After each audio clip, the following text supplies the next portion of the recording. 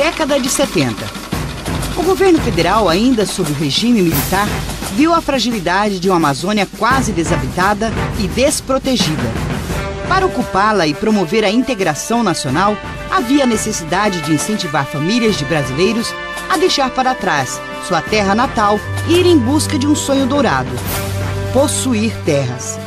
Mas não bastava sonhar, era preciso coragem, bravura e uma dose de ousadia para vencer todas as dificuldades oferecidas pela região.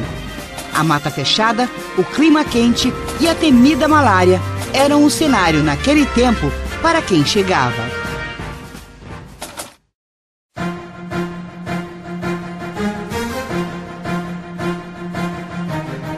Para abrir caminho aos desbravadores, o exército rasgou a mata. A estrada de terra, BR-163, era a única via que ligava ao restante do país.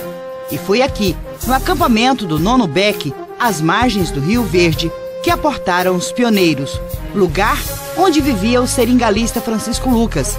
Ele foi um dos primeiros a enfrentar a dura vida na região, que acabou por adotar o seu nome. Os poceiros, cerca de 85 famílias, foram os primeiros a chegar na região. Ainda não existiam estradas vicinais. Tiveram que abrir novos caminhos enquanto penavam com isolamento, sem estradas e sem comunicação.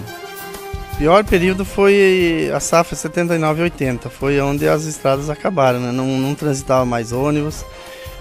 A gente, para ir em Diamantino, tinha que reunir várias pessoas para ir empurrando o carro. Eu cheguei a levar 2 dias e 2 noites para vir de Diamantino na fazenda. No tempo da chuva, meu pai deixava o carro a 30 quilômetros, uma fazenda na frente, porque ali na época da chuva não saía nada. Dificuldade tinha todo dia, né? A gente dependia de dinheiro para abrir o cerrado, dinheiro para corrigir a terra, dinheiro para plantar, entende? E a gente não tinha acesso a tudo isso aí, né? Porque aqui era uma região devoluta ainda, tá claro? Devoluta. E não tinha documento para trabalhar com qualquer banco, não tinha, né? Com recurso próprio, e emprestando, e arrumando amigos para financiar, dessa maneira que se resolvia.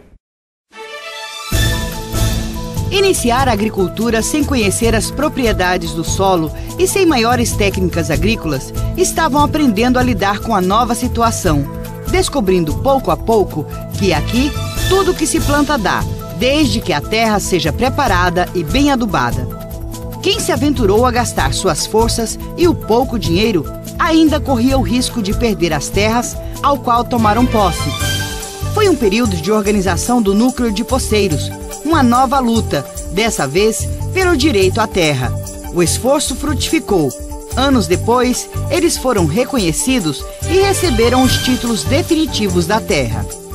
Nós fomos desapropriados para fim de reforma agrária. Então nós entramos junto nesse bolo de poceiros por causa da desapropriação da nossa terra.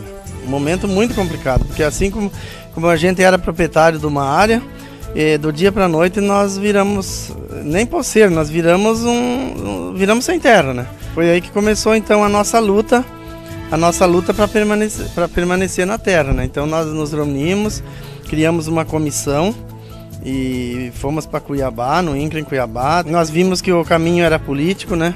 Nós achamos por bem lançar um candidato a vereador em Diamantino para nós ter mais força para continuar nossa luta, porque para eles lá em Brasília chegava que aqui só tinha bandidos. Na verdade, depois que o INCRA chegou aqui, que eles foram vendo, foram nos conhecendo, eles viram que a realidade era outra, que só tinha pessoas de bem, pessoas trabalhadoras, né? No início da década de 80, o INCRA começou a assentar as famílias.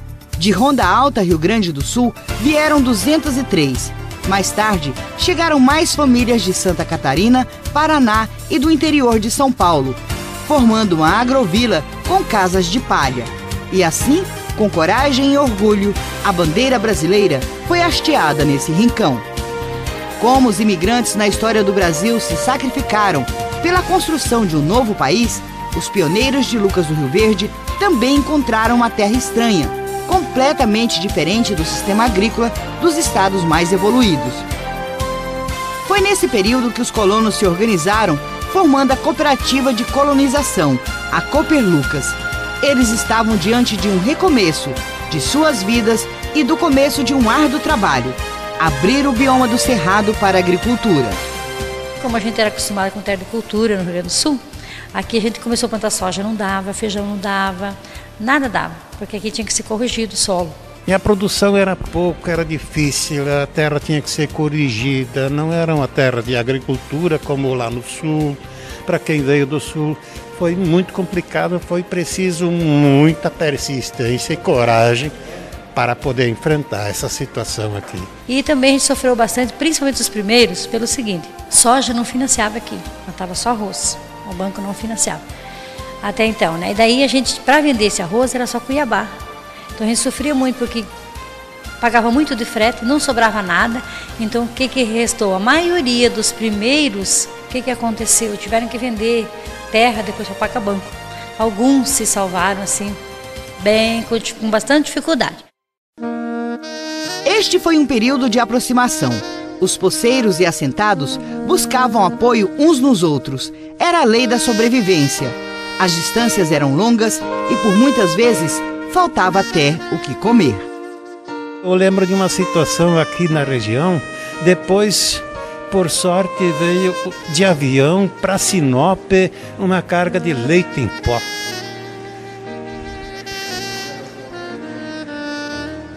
Era complicado. Não ter comida para os filhos. Era difícil. Mas superou tudo. Eu acho que valeu muito a pena. Nossa juventude hoje tem um futuro promissor. Se o tempo voltasse? Sabendo do resultado, eu enfrentaria isso tudo mais 10 vezes.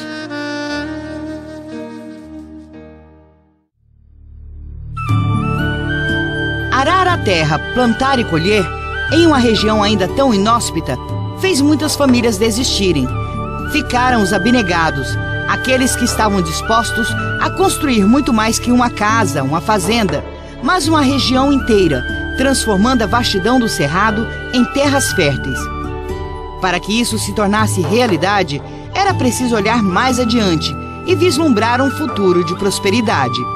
Para muitos, a oportunidade de vida veio como um prêmio conquistado com dedicação e suor, debaixo do escaldante sol de Mato Grosso.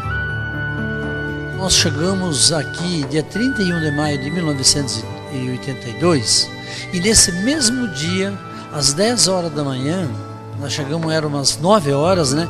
Das 10 às 11 horas da manhã nós fomos sorteados com as áreas de terra, que nós fomos a última turma a chegar. E nós fomos sorteados nesse dia, com um papelzinho de sorteio, um papelzinho simples, e ele mandou nós pegar o papel que seria o sorteio da terra. Então esse papel aqui, que hoje está plastificadinho, na época ele era dobradinho em cima da mesa e eu juntei esse papel da mesa. E aqui nesse papel está o número do lote e o setor. E eu guardei esse papel para uma recordação, tem até hoje o papel do sorteio da época, que era do lote de 200 hectares de terra. Esse papel significa o início da minha vida aqui no Mato Grosso. Esse papel hoje faz parte do meu patrimônio. Então isso aqui faz parte da minha história, do meu futuro, da minha vida aqui em Lucas do Rio Verde, nesse grande e belíssimo Mato Grosso. Pouco a pouco, vencendo dia a dia, a pequena agrovila foi crescendo. Em 17 de março de 1986, o núcleo urbano foi elevado à condição de distrito e já contava com mais de 5.000 habitantes.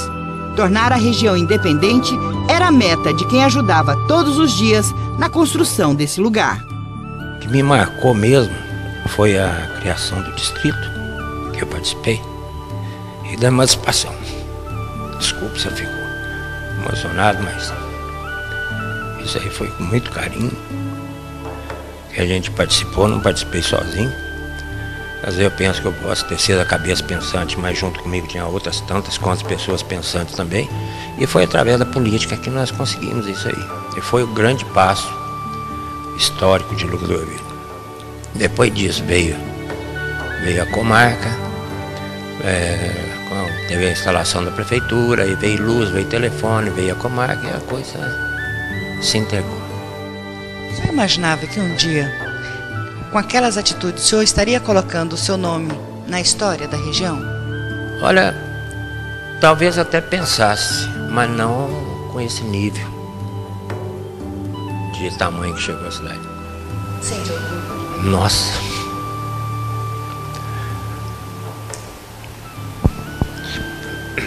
Não só eu, mas a minha família também sente orgulho.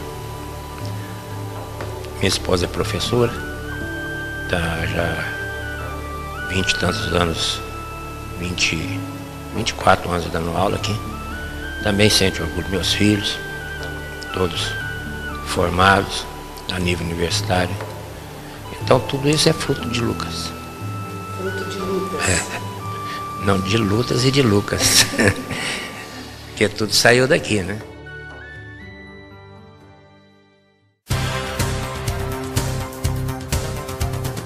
Passados os primeiros anos e já adotando novas técnicas agrícolas, fazendas, comércio, empresas foram nascendo e absorvendo mais e mais mão de obra no campo e na pequena cidade. Organizar papéis, manter a linha administrativa e noticiar era um avanço necessário. Na época, Lucas do Rio Verde não tinha praticamente nada. Era uma rodoviária, uma pequena lanchonete, o INCRA, o Nono Beck, 2 mini mercados, e se resumia praticamente nisso a cidade. E foi o que deu condições de vir para cá, porque eu não tinha condições de montar um escritório em outra cidade que exigisse mais estrutura, mais investimento. O meu investimento era muito pouco e foi a chance que eu tive de iniciar um escritório pequeno, bem rústico, vamos dizer assim, e ser aceito pela população da época. Apesar do rápido crescimento, determinadas áreas essenciais à população ainda estavam bem distantes. Na jovem Lucas do Rio Verde, de professor, conselheiro e médico, todo mundo tinha um pouco. Afinal, a vida para essa gente tinha um sentido mais amplo, e muitos, que por pouco não as perderam, ainda hoje estão aí, num continuado trabalho. Que a gente acabou vindo para cá e a gente ajudando, dando suporte naquelas máquinas de esteira da época que tinha a Refloripe, que estava abrindo esses matos aqui, quebrando, minerando. E foi dessa época que a gente veio para cá, lá no Itambiquara, hoje Itambiquara, né? Mas é que a gente chamava de Cooper Lucas lá na época. Que tipo de dificuldade foi mais difícil de atravessar? Ah, bom, para mim foi quando eu passei mal aqui, que me estourou o apêndice, que eu fui operado dentro da farmácia, né? Do Sebastião. Aí não tinha médico, e o médico por acaso aquele dia estava passeando aí, e foi a dificuldade maior para mim foi naquela época, eu pensei que ia morrer por aqui mesmo, né? E outros para contar suas memórias. Tivemos que fazer a cirurgia dentro da minha casa, a casa sem forro, com vento e com poeira e com tudo, e a pessoa ali na última, e nós conseguimos salvar. E não foi só uma, cesáreas foram feitas quantas dentro da minha casa. Dentro da sua casa? Da minha casa, onde a minha farmácia e a minha casa serviam de hospital. Parece que aquela época era mais gostoso, tudo. A gente parece que fazia assim com muito mais vontade. E o povo aceitavam também com gratidão. Todos que estavam aqui vieram de lugares distantes. Então as pessoas que chegaram aqui, e tinha um que tinha vindo de uma cidade lá de 50 quilômetros longe da dele, aqui considerávamos vizinho. Então tinha um companheirismo bastante bom, bastante grande.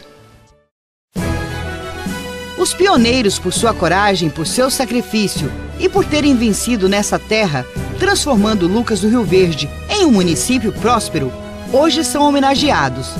Para chegar aos nomes dos primeiros habitantes que começaram a desbravar a região, foi necessário um trabalho apurado de pesquisa e levantamentos. O professor José Dário Munhac coordenou a comissão, também formada por pioneiros. Um trabalho bastante árduo.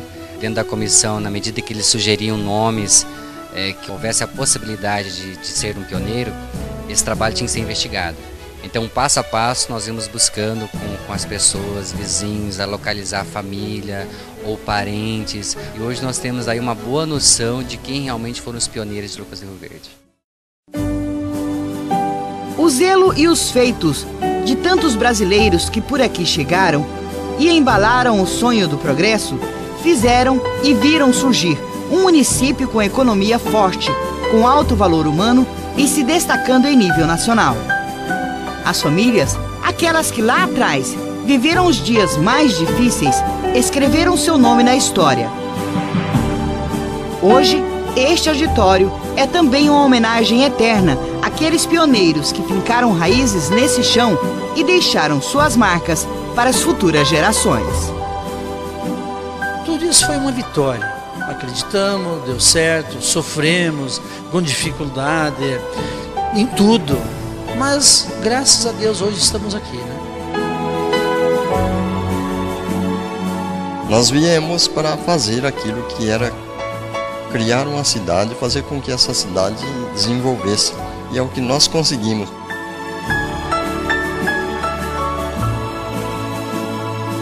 Eu acho que quem veio, lutou e venceu e ficou até hoje, ele pode dizer que ele ganhou na Mega Sena, porque o que a cidade nos proporcionou é algo assim inacreditável. Eu, se tivesse que voltar e fazer tudo, não, eu faria. O município está ali para quem quiser ver. O resultado está concreto. Eu acho que valeu muito a pena. Sabendo do resultado, eu enfrentaria isso tudo mais 10 vezes.